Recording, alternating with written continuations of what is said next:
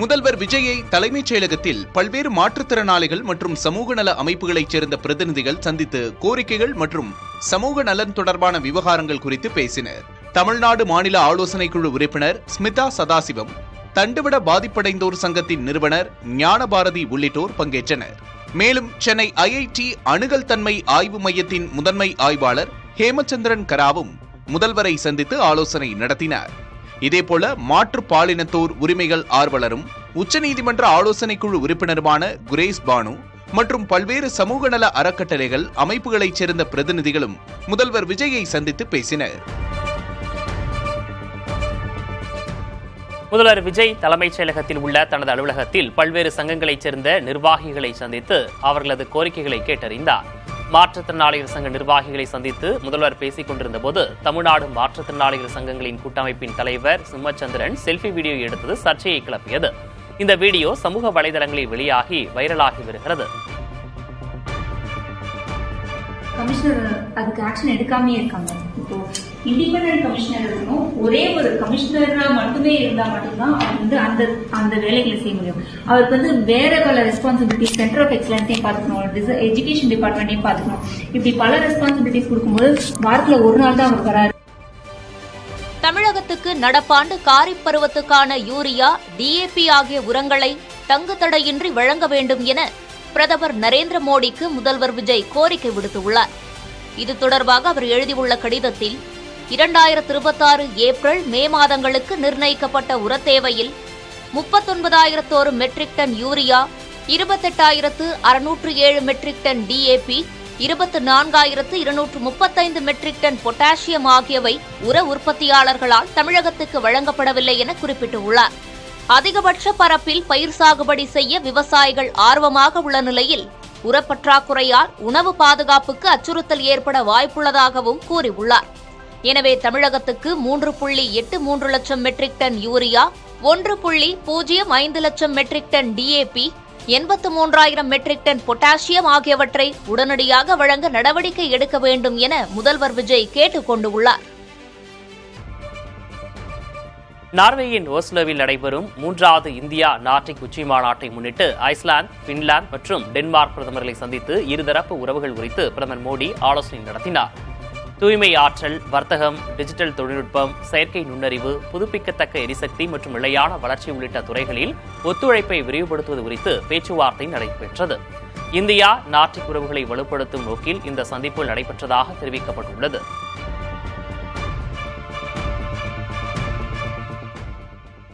நாட்டில் பெரிய பொருளாதார அதிர்ச்சி வரவுள்ளதாகவும் அதன் பாதிப்பு அதானி, அம்பானி, பிரதமர் மோடிக்கு அல்லாமல் இளைஞர்கள், தொழிலாளர்கள் மற்றும் சிறு வியாபாரிகளுக்கே ஏற்படும் என்றும் காங்கிரஸ் எம்பி ராகுல் காந்தி தெரிவித்தார்.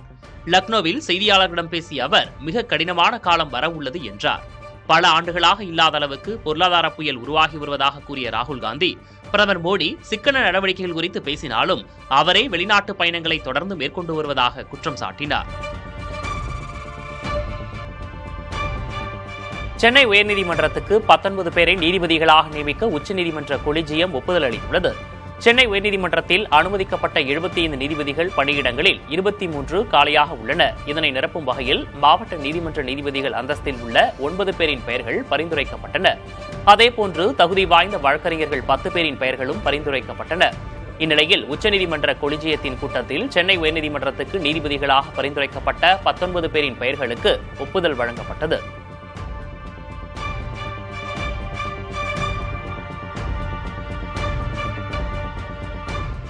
தெலுங்கானா பெண் அமைச்சர் சீதாக்கா என அழைக்கப்படும் தானசாரி அனஞ்சூரியாவின் கல்வி ஆர்வம் பலரையும் ஆச்சரியமடைய செய்துள்ளது. 52 வயதானவர் தற்போது ரேவந்த் ரெட்டி தலைமையிலான அமைச்சரவையில் உள்ளாட்சித்துறை அமைச்சராக உள்ளார். 1980களில் ஆயுதம் ஏந்திய நக்சலைட்டாக இருந்து பின்னர் பொது வாழ்விற்கு திரும்பிய இவர் ஏற்கனவே அரசியல் அறிவியலில் PhD மற்றும் கார்ப்பரேட் சட்டத்தில் முதுகலை முடித்துள்ளார். இந்நிலையில் உஸ்மானியா பல்கலைக்கழகத்தில் அரசமைப்பு சட்ட பிரிவில் LLM உயர்கல்வி பயில்வதற்காக நுழைவுத் தேர்வு எழுதினார். ஒரு சாதாரண மாணவி போன்று தேர்வெழுதிய சீதாக்காவின் எளிமை பலரையும் வியப்படைய செய்துள்ளது.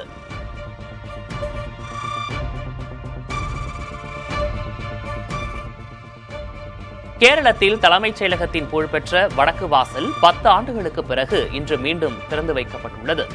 கேரளத்தில் புதிய UDF அரசு பொறுப்பேற்ற முதல் வேலை நாளிலேயே இந்த அதிரடி மாற்றம் கொண்டுவரப்பட்டுள்ளது. வாசலின் முன்னிருந்த போலீஸ் தடுப்புகள் அகற்றப்பட்டன. போராட்ட வாசல் என்று அழைக்கப்படும் நுழைவாயில் வழியாக தற்போது அமைச்சர்கள் மற்றும் அதிகாரிகளின் வாகனங்கள் செல்ல மட்டுமே அனுமதிக்கப்பட்டுள்ளது. முந்தைய LDF அரசு பாதுகாப்பு காரணங்களுக்காக இதனை மூடியிருந்தது.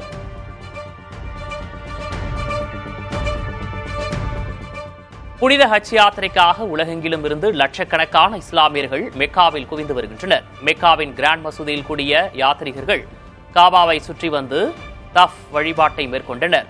அடுத்த வாரம் கொண்டாடப்பட உள்ள தியாக திருநாளான பக்ரீத் பண்டிகையின் போது இந்த ஆண்டின் ஹஜ் யாத்திரை அதன் உச்சக்கட்டத்தை எட்டும். கூட்ட நெரிசலை கட்டுப்படுத்த ஒவ்வொரு நாட்டின் மக்கள் தொகையில் 0.1% என்று ஒதுக்கீட்டு முறையின் கீழ் இந்த ஆண்டும் யாத்ரீகர்கள் அனுமதிக்கப்பட்டுள்ளனர்.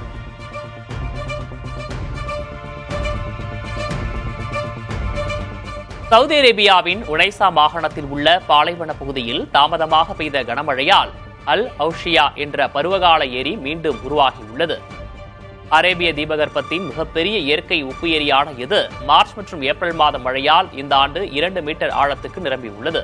இந்த ஏரியை சுற்றி 98 வகையான அரிய தாவரங்கள் சூழ்ந்துள்ளதோடு தங்க நிற மணல் குன்றுகளுக்கு இடையே இந்த ஏரி காட்சியளிப்பது பல்லாயிரக்கணக்கான சுற்றுலா பயணிகளை ஈர்த்து வருகிறது. மேலும் கோடையில் இந்த ஏரி வற்றிய பின் இங்கு பாரம்பரிய முறையில் உப்பு எடுக்கும் பணியும் தொன்று தொட்டு நடந்து வருகிறது.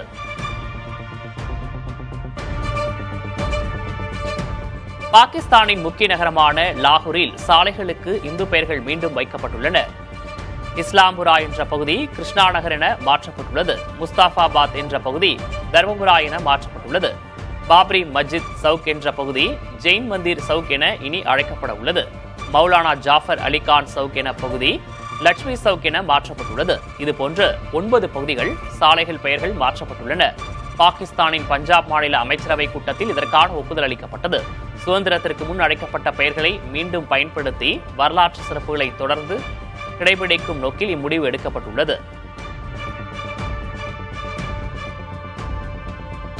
சீனாவின் ஹார்பின் நகரில் 10வது சீன ரஷ்யா சர்வதேச கண்காட்சி விறுவிறுப்பாக நடைபெற்று வருகிறது.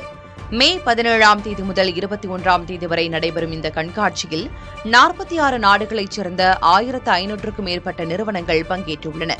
இதில் மீன் தோலால் செய்யப்பட்ட பாரம்பரிய ஆடைகள் மற்றும் கைவினைப் பொருட்கள் பார்வையாளர்களை பெரிதும் கவர்ந்துள்ளன. மேலும் பார்வையாளர்களின் உடல்நிலையை கண்டறிந்து ஆலோசனை வழங்கும் சீன மருத்துவ ரோபோ மற்றும் இயற்கை மருத்துவ பரிசோதனை மையங்கள் இந்த ஆண்டின் முக்கிய ஈர்ப்புகளாக மாறியுள்ளன.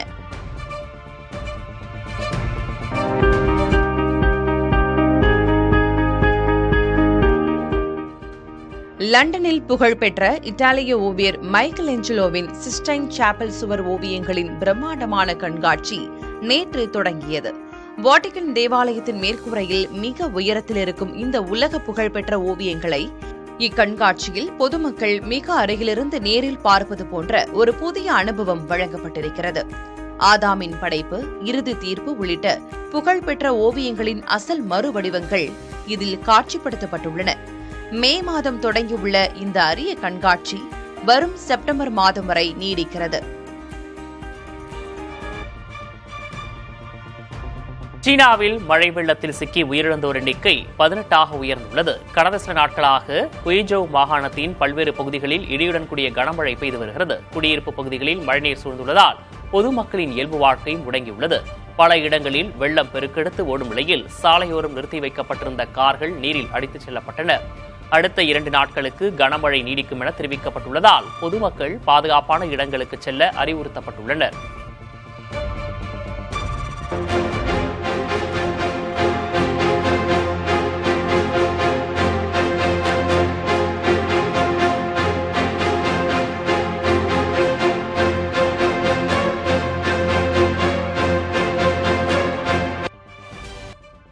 கியூபாவுக்கு உணவு, மருந்து உள்ளிட்ட அத்தியாவசிய பொருட்களை மெக்சிகோவும் உருகுவேயும் கப்பல் மூலம் அனுப்பியுள்ளன.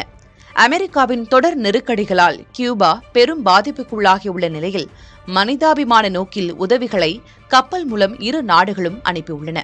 மிகவும் தேவைப்பட்ட நேரத்தில் மெக்சிகோவும் உருகுவேவும் தங்களுக்கு உதவி உள்ளதாக கியூபா கூறியுள்ளது. கியூபாவில் தற்போது எரிபொருள் முற்றிலும் தீர்ந்துவிட்டதுடன் மின் உற்பத்தியும் வெகுவாக பாதிக்கப்பட்டுள்ளது. மருத்துவமனைகள் செயல்பட முடியாமல் திணறி வருகின்றன. பல்லாயிரக்கணக்கான அறுவை சிகிச்சைகள் ஒத்திவைக்கப்பட்டுள்ளன. இன்குபேட்டர்கள், டயாலிசிஸ் அல்லது வெண்டிலேட்டர்களை நம்பியுள்ள நோயாளிகள் கடுமையான அபாயத்தில் உள்ளனர். டீசல் இல்லாததால் குடிநீர் கொண்டுவரும் லாரிகளும் வரவில்லை. விவசாய பணிகளும் முடங்கியுள்ளன. மதுரை பெரியார் பேருந்து நிலையம் அருகே சுமார் 6 மாதமாக பூட்டியிருந்த அம்மா உணவகத்தை தவிக எம்எல்ஏ முஸ்தபா ஆய்வு செய்தார்.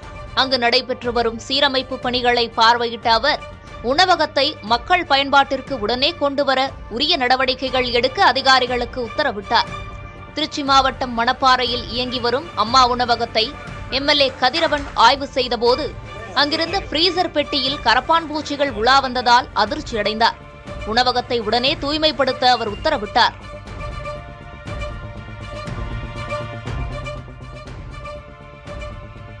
அரசு அதிகாரிகளை வீட்டிற்கு அழைத்து ஆலோசித்ததாக விமர்சனம் எழுந்த நிலையில் அது குறித்து கவுண்டம்பாளையம் தவிக எம்எல்ஏ கனிமொழி விளக்கம் அளித்து வீடியோ வெளியிட்டுள்ளார்.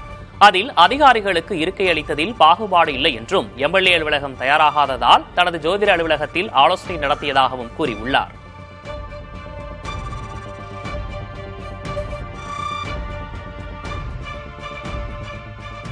என்னோட ஆபீஸ்ல இருக்கையில இருக்கும்போது தான் நான் பேசியிருக்கேன். ஏன் இப்போ இந்த டைம்ல பண்ணேன் அப்படின்னு பாத்தீங்கன்னா, இன்னும் எங்களோட எம்எல்ஏ ஆபீஸ் ரெடி ஆயிட்டு இருக்கு. அதுக்கான பெயிண்டிங் ஒர்க் போயிட்டு இருக்கு. அது முடிஞ்சதுக்கு அப்புறம் நம்ம அங்கேயே ஷிஃப்ட் பண்ணிடுவோம். ஸோ யாரும் தவறா நினைச்சுக்க வேண்டாம். வீட்டில் உட்கார வச்சு நான் பேசியிருக்கேன். என்னோட சோஃபால உட்கார வச்சு நான் சோஃபால உட்காந்துட்டும் அவங்கள ஒரு சேர்ல உட்கார வச்சு நான் பேசியிருக்கேன் அதிகாரிகளுக்கு. அதனால சர்வதிகாரம் அப்படிங்கிற மாதிரியான ஒரு கான்செப்ட்ல கொண்டு போயிருக்காங்க. அஸ்ட்ராலஜி அப்படிங்கிற ஒரு கான்செப்ட்னால தான் நான் என்னோட செட்டப் இந்த மாதிரி வச்சிருக்கேன். மீன்வெல் எம்எல்ஏவோட ஆஃபீஸ் பாத்தீங்க அப்படின்னா ஒர்க் போயிட்டு இருக்குங்க. பெயிண்டிங் வேலை போயிட்டு இருக்கனால அந்த ஒரு கேப்ல நம்ம மக்களை பார்த்துட்டு விட்டுறக்கூடாதே அப்படிங்கிறதுக்காக தான் இந்த ஆஃபீஸை நான் யூஸ் பண்ணிட்டு இருக்கேன்.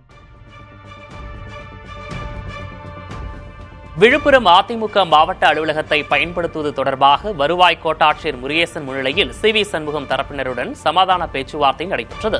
புதிய மாவட்ட செயலராக நியமிக்கப்பட்ட பசுபதி தரப்பினர் அலுவலகத்துக்கு உரிமை கோரியதால் இருதரப்புக்கும் இடையே மோதல் வெடித்தது. அலுவலகம் சசிகலா பெயரிலான அறக்கட்டளைக்கு சொந்தமானது என்றும் 20 ஆண்டுகளாக தாங்கள் வரி செலுத்தி வருவதாகவும் கூறி சி.வி. சண்முகம் தரப்பினர் ஆவணங்களை சமர்ப்பித்தனர். பசுபதி தரப்பினரையும் விசாரித்த பின் இறுதி முடிவு அறிவிக்கப்படும் என கோட்டாட்சியர் தெரிவித்துள்ளார்.